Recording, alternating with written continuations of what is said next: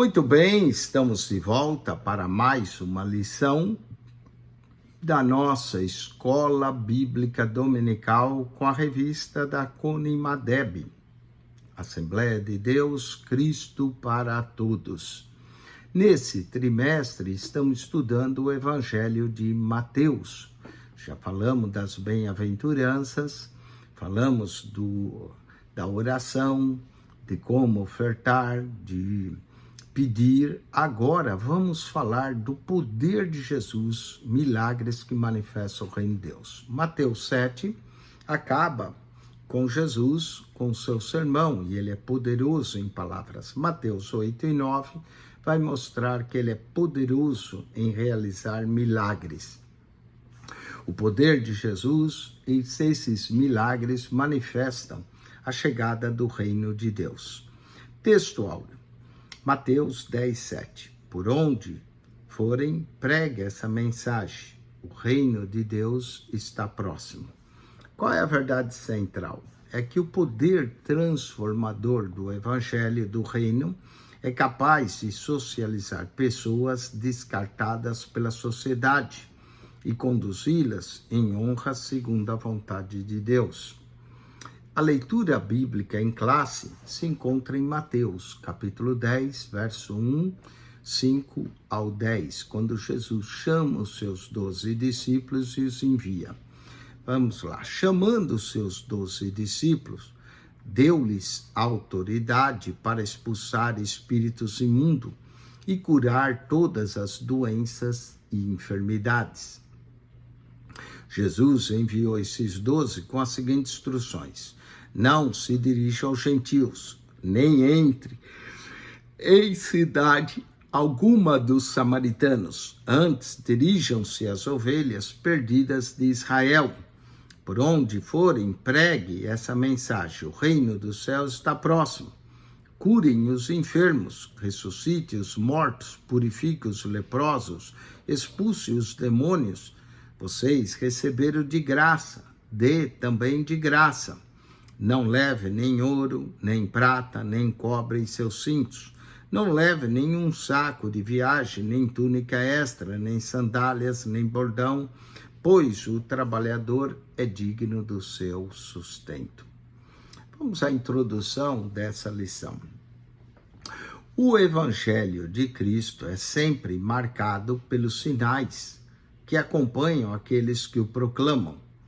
Dessa forma, a apresentação do evangelista Mateus cuidadosamente apresenta esses sinais do reino, demonstrando a manifestação da autoridade de Jesus sobre as enfermidades, sobre o mundo espiritual, ações espirituais e de natureza. E de semelhante modo, que esse poder e autoridade foi otorgado aos discípulos para o cumprimento de sua missão, bem como para todos aqueles que no decurso da história creem em Jesus. Vamos falar dos sinais do reino de Deus. Os sinais do reino de Deus são apresentados por meio dos ensinamentos e também das ações de Jesus, que revelam a presença e o poder de Deus entre os homens. Entre os muitos sinais, inclui a autoridade de Jesus sobre a enfermidade, o poder de Jesus sobre as forças espirituais ou malignas, e serve-nos de referência para o cumprimento da missão que é designada aos discípulos. 1.1 A autoridade de Jesus sobre as enfermidades. O mestre demonstra sua autoridade sobre as enfermidades, evidenciando assim sua compaixão e autoridade ao curar um leproso com um simples toque. Mateus 8, verso 2 e 3. A lepra era considerada uma doença impura e que isolava socialmente, removendo a pessoa, simbolizando não apenas a cura física, mas também a restauração espiritual e social. Essa cura do leproso revela o poder transformador de Cristo e seu desejo de alcançar os marginalizados, os esquecidos pela sociedade. Em demonstração, o Evangelho é capaz de ressocializar as pessoas expurgadas pela sociedade, como era o caso do leproso. Também é uma confirmação da profecia do Messias, que ele levou sobre si as nossas enfermidades. Isaías 53, verso 4. Isaías 53, 4. Vamos ao ponto 1.2. O poder de Jesus sobre as forças espirituais. Aqui são as forças malignas. As características malignas que agem sobre as pessoas desumanizam as pessoas, distanciando-as do convívio familiar e também das relações sociais. Foi assim que o endemoniado de Gadara, que eram violentos e aterrorizavam as pessoas que passavam por ali, Mateus 8, 28, eram sobreviventes, agindo como mortos, pois viviam nos sepulcros, mas foram transformados, libertos pelo poder de Jesus e passaram a viver agora libertos das forças malignas. A libertação demonstra o avanço do reino de Deus sobre as trevas. Jesus triunfa sobre as forças espirituais da maldade e seus sinais confirmado a sua vitória. Colossenses 2,15. Falemos também em Mateus 10 a missão dos discípulos. Antes de andar no objetivo da missão, é necessário parar e ouvir as instruções. Primeiro, Jesus chamou: vinde após mim, e eu farei de vós pescadores de homens. Siga na sequência, ensinou, pregou e curou. Mateus 4, 23 diz que Jesus ensinava, pregava e curava. Depois, assentou-se para instruí-los. Mateus 5, versos 3 ao 7, 29, conhecido como Sermão do Monte. A missão deles consistia em ganhar almas, não dinheiro. Preguem essa mensagem. O reino de Deus está próximo. Mateus 10, verso 7. Toda a ministração dos discípulos deveria apontar para o reino, assim como era a pregação do Mestre. O verdadeiro discípulo prega a palavra genuína, que aponta para os céus, e não uma palavra enganosa que conduz à perdição. Vamos à autoridade concedida aos discípulos para a missão. Jesus enviou os discípulos com instruções específicas. Eles deveriam confiar na provisão divina, permanecer em casas, hospitalarias, evitar acúmulo de bens e sacudir o pó dos pés contra os que rejeitassem a mensagem. Essa autoridade era uma extensão da própria missão de Cristo, evidenciando assim a parceria entre os discípulos e o Mestre Jesus, na propagação da mensagem do reino e na demonstração do poder transformador do Senhor. Vamos à fonte de autoridade. Jesus é a fonte de autoridade. Mateus 10:1. Jesus deu-lhes poder e autoridade. Mateus faz questão de registrar que a autoridade delegada procede do nome do discípulo enviado. Sempre o poder tem precedência sobre o instrumento em uso. Assim como um instrumento musical pode até ser de uma marca de referência, bonito e apresentável, mas se não houver quem use para cumprir o propósito de sua fabricação, de nada adianta. Dessa forma, também se aplica ao servo sem o poder que faz cumprir o propósito da missão confiada. Mateus 10, verso 2. Uma indicação implícita que o nome do servo é secundário, porque, na verdade, a autoridade que acompanha, essa sim é o elemento essencial no cumprimento da missão. Ainda falemos do propósito e o direcionamento. Os discípulos foram enviados com o propósito de levar a mensagem do reino e demonstrar o poder de Deus em ação. Eles receberam instruções específicas para depender da provisão divina. Mateus 10, verso 9 a 11. Um desafio que alguns pregadores de séculos só fazem a obra de Deus por cifras colossais. É possível ouvi-los contar o que a Bíblia está de graça, confiar na hospitalidade das pessoas e rejeitar a acumulação de bens materiais. Desafios e limitações.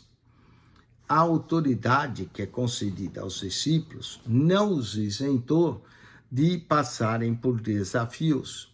Eles foram preparados para enfrentar rejeição e oposição, simbolizado pelo ato de que, se alguém não receber, sacudir o pó dos pés.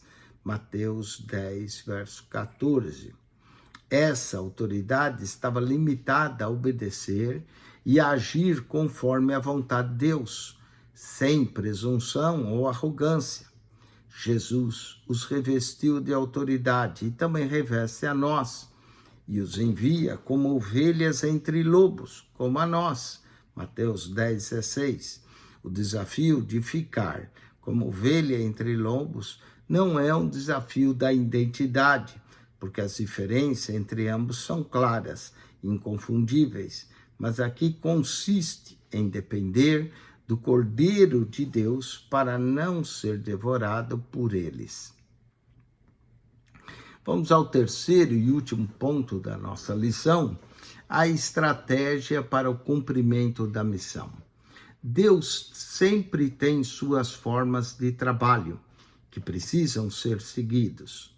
A obediência aos seus planos resulta em sucesso na missão ortogada, sendo necessário que o discípulo que leva a mensagem tenha plena confiança no provedor de todas as necessidades, que ele esteja alinhado com a proposta do mestre em observação às questões culturais do ambiente missionário, para que seja bênção às portas que se abrirem e tenha sabedoria para sacudir a poeira dos pés diante da rejeição. Vamos ao 3.1. Confiar no provedor e não na provisão. A confiança em Deus como provedor vai acima das circunstâncias e recursos materiais. Ela é um princípio central na Bíblia. A fé não se baseia no que é visível, tangível, mas no caráter da fidelidade de Deus. No Sermão do Monte, Jesus disse para não se preocuparem com comer, com beber ou com vestir, pois Deus cuida das aves e Deus cuida dos lírios do campo. Deus também suprirá suas necessidades. Mateus 6, verso 25 a 33. O foco deve estar em buscar primeiro o reino de Deus e a sua justiça, e as demais coisas vos serão acrescentadas. Vamos à estratégia cultural. Os discípulos deveriam andar conscientes da sua missão, de modo a entender a cultura e o ambiente dos seus anfitriões, crendo que eles eram os portadores das bênçãos a quem o recebesse. Abençoados seriam. A hospitalidade era um dever sagrado no Oriente. Todos eles praticavam essa hospitalidade. Nesse contexto, estava inserido lavar os pés, as refeições, as despedidas. Assim, os discípulos deveriam se adequar às formas de recepção e não exigindo nada do anfitrião, ainda que o trabalhador seja digno do seu sustento. Mateus 10, 10, 1 Coríntios 9, 14 e 15, 2 Coríntios 11, 8. Na admoestação de Jesus, estava implícito que eles deveriam manter a postura da dependência em Deus. Nos dias atuais, tem sobrado mercenários que vêm saqueando igrejas, faltando os apóstolos que entregam a sã doutrina. Vamos ao 3:3, aproveitar as portas abertas e não forçar as portas fechadas. O Senhor tinha urgência na sua mensagem. Perder tempo com portas fechadas não fazia parte da estratégia. Se alguém não receber, nem ouvir suas palavras, sacudam a poeira dos pés. Quando saírem daquela casa ou cidade, haverá menos rigor para Sodoma e Gomorra do que para essa cidade.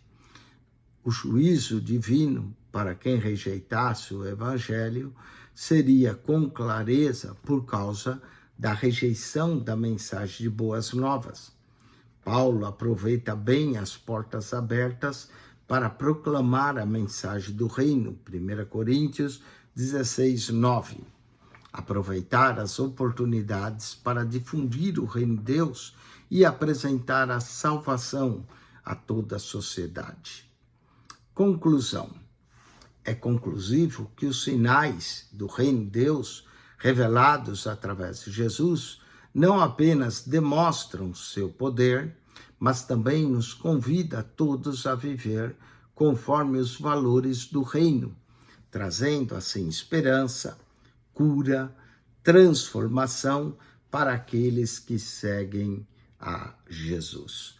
Paulo também diz, quando eu fui ter convosco, não fui em palavras persuasivas, sabedoria humana, para que a vossa fé não se apoie na sabedoria, mas no poder de Deus, que é o poder de Deus que salva, não é?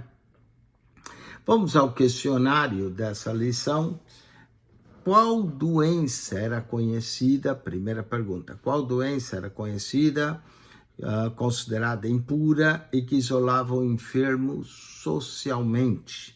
Aqui a resposta é a lepra. A lepra, a pessoa ficava isolada para não contaminar os outros. Então a lepra, quem examinava era o sacerdote e o declarava imundo. E havia também, às vezes, lepra na roupa, nas pedras, que era mandado tirar da casa.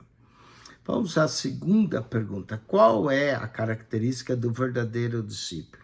E a resposta é, o verdadeiro discípulo prega a palavra genuína que aponta para os céus. Terceira, quem é a fonte de autoridade? E a resposta é Jesus. Quarta, os discípulos foram enviados com qual propósito? E aqui a resposta é levar a mensagem do reino e demonstrar o poder de Deus em ação. Quinta e última pergunta, qual era um dever sagrado no Oriente? Um dever sagrado no Oriente era a hospitalidade. Por isso Jesus falou, qualquer casa que entrar, fica ali, e se a casa for digna, desça sobre ela a vossa paz. Com isso, concluímos mais uma lição. Semana que vem, nós iremos estudar a lição de número 6, Jesus, o legalismo farisaico e o espírito da graça confrontando a letra da lei. Não perca, semana que vem, lição 6, onde iremos abordar Jesus e o farisaísmo, o legalismo farisaico, não é? Falando do Espírito da Graça e confrontando a letra da lei. Deus te abençoe em Cristo Jesus. Se você ainda não assinou o nosso canal, subscreva. PR Eugênio Piacentini, o canal da Bíblia. PR Eugênio Piacentini, o canal da Bíblia. Entre no canal, clique naquela foto redonda, vai lhe aparecer um menu. Clique no playlist, ali no playlist você vai encontrar um total de 259 pastas com mais de 7.800 vídeos. Então, entre ali, estude as lições da Escola Dominical. Aqui nós comentamos 5 lições de Escola Dominical, a da CPAD, onde estamos estudando o Evangelho de João, o verbo divino que se fez carne. Comentamos a revista também da Betel, onde estamos falando da mordomia cristã.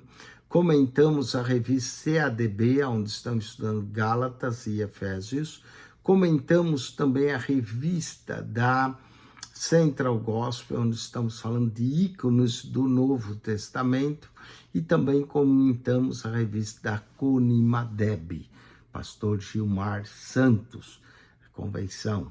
Então, entre ali, estude as lições, seja abençoado e divulgue esse canal para os seus amigos, familiares, os conhecidos. Deus abençoe, Cristo Jesus. Amém. Até semana que vem para mais uma lição da nossa Escola Bíblica Dominical.